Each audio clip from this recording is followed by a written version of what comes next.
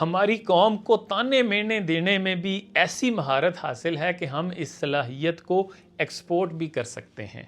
دنیا کو چاہیے کہ ہم سے یہ مہارت سیکھے، کیونکہ جس لیول کی مہارت، باریکی اور تاثیر اس سلسلے میں ہمیں حاصل ہے وہ شاید دنیا کی کسی اور زبان یا کلچر میں ناپید ہے۔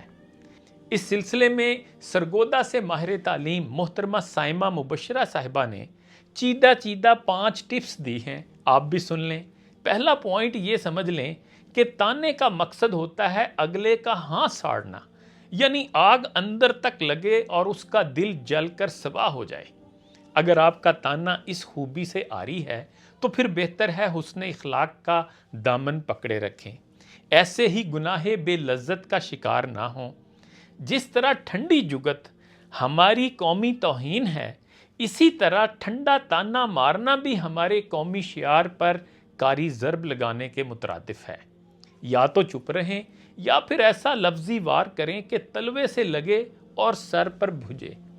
غور کریں، اس محاورے کا ہماری لغت میں موجود ہونا دراصل ہماری کمٹمنٹ اور معیار کی سطح کی ایک نشانی ہے۔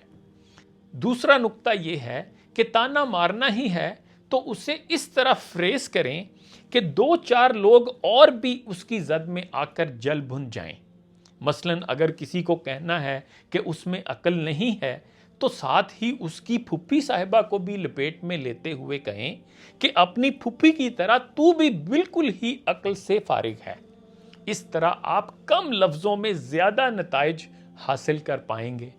تیسرا پوائنٹ یہ ہے کہ تانا دیتے وقت پائے استقلال کا دامن نہ چھوڑیں۔ ایسے مرحلے پر خود احتسابی کرنا یا اپنے گریبان میں جھانکنا تانے کی فورس کو کم کر سکتا ہے۔ آپ بس اپنا ماضی، حال، مستقبل سب بھلا کر اگلے پر وار کریں۔ اس سے آپ کا حملہ پر اثر اور کاری ہوگا اور اس میں ندامت کی وجہ سے پیدا ہونے والی سوگینس یعنی شرمندگی نہیں ہوگی۔ چوتھا پوائنٹ یہ ہے کہ پہلے تولو پھر منہ کھولو کے اصول کا دامن نہ چھوڑیں۔ بغیر سوچے سمجھے بولنے والے لوگوں کے تانوں میں کاٹ اور تاثیر نہیں ہوتی۔ اپنے لفظوں کو تولیں اور شائستہ سنائی دینے والے لفظوں کو سائیڈ پر کر دیں۔ اس کے بعد چنیدہ الفاظ میں جنس، کردار اور ذاتیات کے پہلوؤں سے وزن پیدا کریں۔ اس سلسلے میں ٹارگٹ یا اس کے خاندان کے ماضی سے ڈیٹا اکٹھا کرنا انتہائی اہم ہے۔ بات میں وزن مثالوں سے ہی آتا ہے۔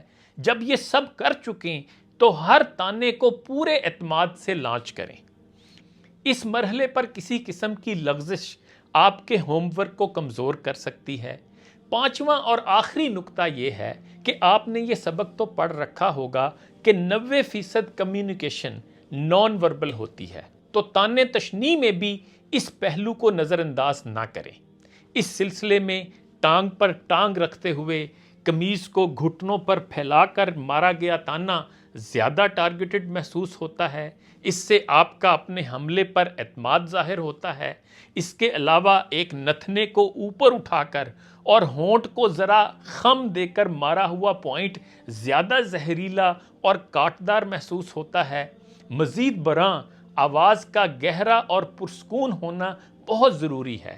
اونچی اور تیکھی آواز سے تانا دنگا فساد کی کیٹیگری میں شامل ہونے کا خدشہ رہتا ہے، جو اصل میں اس لفظی آرٹ کی توہین ہے۔ اختتام سے پہلے یہ بتا دوں کہ میری گفتگو سے اتنا موٹیویٹ ہونے کی ضرورت بھی نہیں کہ پہلا تانا مجھے ہی دے ماریں۔ اول خیش بعد درویش، گھر سے شروع کریں۔ اور اگر کوئی پوائنٹ مجھ سے رہ گیا ہو تو پلیز کمنٹ میں بتا دیں، ہو سکا تو ہم اسے بھی نصاب میں شامل کر دیں گے۔ ہم پازیٹیو پاکستان